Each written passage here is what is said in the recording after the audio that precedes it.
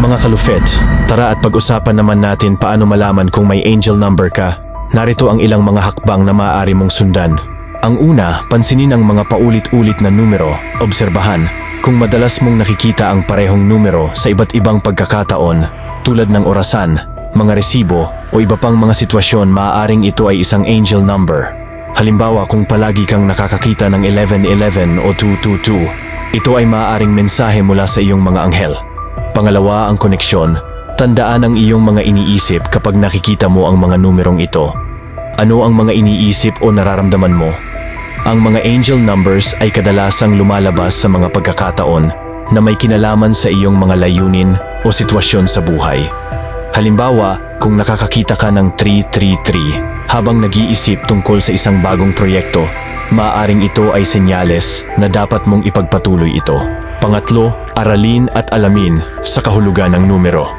Ang mga kahulugan ng mga ito, madalas mong nakikita ang bawat angel number ay may kanya-kanyang mensahe at simbolismo na maaaring makatulong sa iyong sitwasyon. Halimbawa, ang 111 ay maaaring magpahiwatig ng bagong simula, habang ang 888 ay maaaring simbolo sa kasaganaan. Ika-4 ang pagsusuri, makinig sa iyong intuwisyon.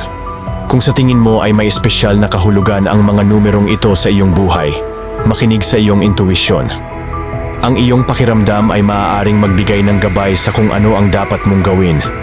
Halimbawa, kung nakakaramdam ka ng positibong enerhiya kapag nakikita mo ang isang partikular na numero, maaaring ito ay isang senyales na dapat mong pagtuunan para sa iyong mga pangarap. At ang pinaka-importante sa lahat, ang panglima, magdasal o mag-meditate. Koneksyon sa espiritual, maglaan ng oras para sa pagdarasal o pagmumuni-muni. Hilingin sa iyong mga anghel na bigyan ka ng mga senyales at gabay. Minsan, ang mga angel numbers ay lumalabas bilang tugon sa iyong mga tanong o pagninilay. Halimbawa, magtanong sa iyong mga anghel kung ano ang mensahe na nais nilang iparating sa iyo.